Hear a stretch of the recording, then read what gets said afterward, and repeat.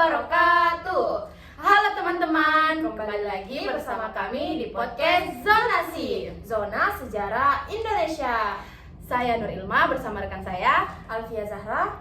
Pada episode kali ini kami akan membahas mengenai KKN pada masa Orde Baru dan KKN pada masa sekarang.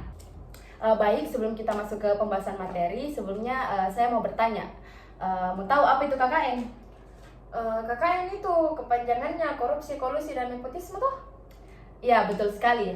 Jadi teman-teman mungkin semua sudah familiar dengan istilah kolusi, korupsi, sama nepotisme. Kalau menurutmu sendiri, apa itu korupsi, kolusi, dan nepotisme?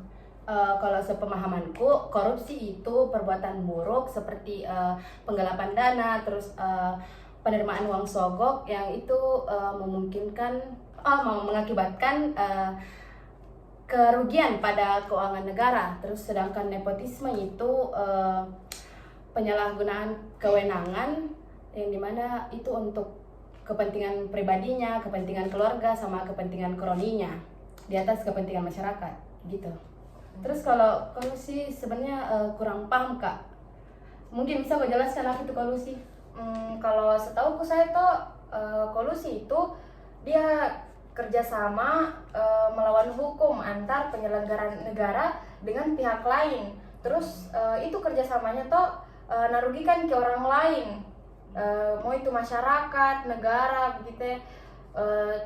Terus kolusi sebenarnya hampir sama sama korupsi, tapi kalau kolusi itu tuh dia dikerjakannya tuh kayak antara dua atau lebih begitu orang tuh.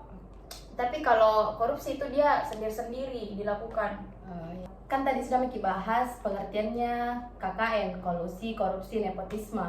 Sekarang mungkin bisa Miki langsung masuk ke materi inti, yaitu kasus KKN pada masa Orde Baru. Sebelumnya Maka bertanya, mau tahu ada berapa periode perkembangan demokrasi di Indonesia? Tahu. Ada 4 toh. Ada demokrasi liberal parlementer, demokrasi terpimpin, demokrasi Pancasila Orde Baru, terus yang terakhir itu demokrasi Pancasila era reformasi. Iya betul. Demokrasi Pancasila itu kan mulainya pada masa pemerintahan Soeharto. Nah, di sini itu ditemukan istilah kolusi sama nepotisme. Jadi sebelumnya itu tidak ada istilah itu. Oh, iya, oke. Sebelum masuk ke pembahasan KKN di masa Orde Baru toh, mungkin kita bahas dulu sekilas tentang apa itu masa Orde Baru. Boleh. Kan tadi kita mau bahas dulu tentang masa Orde Baru toh. Jadi perubahan demokrasi dari terpimpin ke Pancasila itu artinya penerapan nilai-nilai Pancasila ditekankan ke seluruh aspek kehidupan masyarakat, termasuk dalam kehidupan demokrasi. Nah, pernah kau dengar P4 tidak? Pernah. Kalau tidak salah, P4 itu pedoman penghayatan dan pengamalan Pancasila. Betul nggak sih? Nah, betul. P4 ini bentuk perwujudannya penerapan nilai-nilai Pancasila yang tadi. Penerapan nilai-nilai Pancasila di Orde Baru ini toh dilatar belakangi sama pasnya Orde Lama, yang dinilai tuh bertentangan dengan nilai Pancasila. Nah, dengan begitu tuh pada Orde Baru ditekankan lagi ini nilai-nilai Pancasila dalam kehidupan masyarakat. Tapi sayangnya Pancasila tuh dijadikan tameng untuk menutupi kesalahannya pemerintahan. Terus ada juga beberapa penyalahgunaan kekuasaan yang terjadi pada masa Orde Baru. Contohnya itu tadi, yaitu KKN, kolusi, korupsi, sama nepotisme. Terus ada juga hasil pemilu 1997, terus sama krisis moneter sama krisis ekonomi pada tahun 1998. Nah, betul. Jadi intinya tuh pada masa ini meskipun kita menggunakan yang namanya demokrasi Pancasila, tapi masyarakatnya tidak bisa bebas begitu ya. Ya. Kita tidak boleh bikin partai politik baru, terus kita juga tidak boleh mengkritik pemerintah, karena kapannya dikritik pasti kita yang ditangkap sama pihak berwenang. Terus nanti yang beda alasannya itu karena dianggap anti Pancasila begitu ya. Padahal sebenarnya pemerintahnya memang yang bermasalah. Iya. Kalau begitu sekarang kita bahas praktik-praktik KKN pada zaman Orde Baru, dimulai dari kolusi deh. Contohnya. Kalau contoh kolusi pada zaman Orde Baru itu ada yang namanya BLBI. Apa itu BLBI? Bantuan likuiditas Bank Indonesia. Nah, di mana itu tuh banyak pejabat pemerintah dan pengusaha yang terlibat dalam korupsi dan penyalahgunaan dana yang seharusnya tuh itu digunakan untuk menyelamatkan bank-bank yang bermasalah. Tapi mereka malah Pakai korupsi gitu. Oh iya, terus korupsinya bersama-sama makanya dibilang kolusi. Betul. Terus kalau dari saya contoh nepotisme pada zaman Orde Baru itu dikeluarkannya beberapa keputusan presiden yang dimana itu dinilai menguntungkan orang terdekatnya Presiden Soeharto gitu ya. Contohnya keputusan Presiden nomor 74 tahun 1995 itu tentang perlakuan pabean dan perpajakan atas impor atau penyerahan komponen kendaraan bermotor sedan untuk dipergunakan dalam usaha pertaksian. Nah, taksi Citra punyanya Mbak Tutut, yaitu anaknya Presiden Soeharto. Itu kan dia pakai mobil Proton Saga, dan itu tuh dapat pembebasan pajak pertambahan nilai gitu ya. Jadi kayak iya tuh upah sekali. Terus masih banyak juga yang keputusan presiden lain yang dikeluarkan untuk kepentingan keluarganya gitu. Nah, terus kalau itu tadi kan praktek-praktek KKN pada masa Orde Baru. Nah, menurutmu masih ada enggak praktek-praktek KKN di Indonesia saat ini gitu?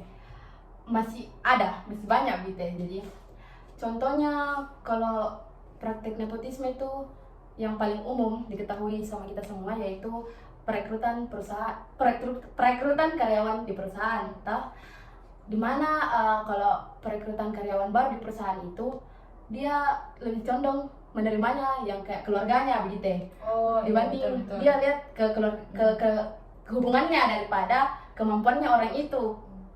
Orang-orang sekarang bilangnya apa? Ordal. Orang dalam gitu. Ada juga saya contoh kolusi.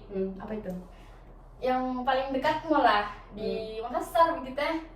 Yang Ada kah? Ada coy.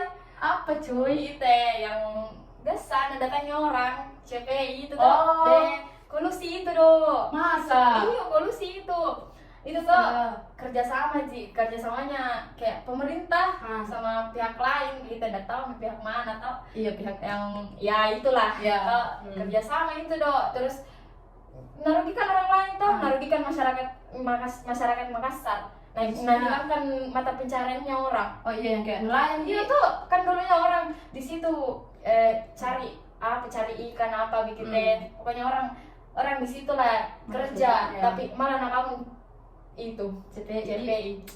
Baru nggak ada juga kayak nggak ada juga masyarakat begitu. Dari keuntungan malah mereka yang untung gitu.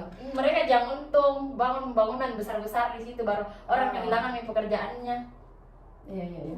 Kita baru tahu guys, ternyata CPI itu salah satu contoh kolusi. Baru itu juga kenapa dibangun tuh sependengaranku, setauku itu dibangun masjid yang 99 kubah itu tuh. Itu nih kenapa itu nakasih jadi apa? Jadi luar daripada CPI, karena kan setauku juga kayak ini masyarakat Makassar tinggi sekali keagamannya tuh gitu. Jadi kayak namanya masjid di situ supaya meredakan amarah beda masyarakat Makassar. Padahal ya astaga gitu. Nah, baik teman-teman, dari pembahasan tadi semoga kita semua terhindar atau tidak menjadi pelaku dari KKN, yaitu kolusi, korupsi, dan nepotisme. Nah, kalau dari saya tuh semoga juga Indonesia kedepannya lebih baik lah, lebih tegas dalam memberi sanksi tuh kepada pelaku KKN gitu, supaya tidak banyak nih KKN di Indonesia. Sekian podcast dari kami. Dadah. See you teman-teman. Assalamualaikum, selamat menjalankan ibadah puasa. Dadah. Semoga tidak mokel.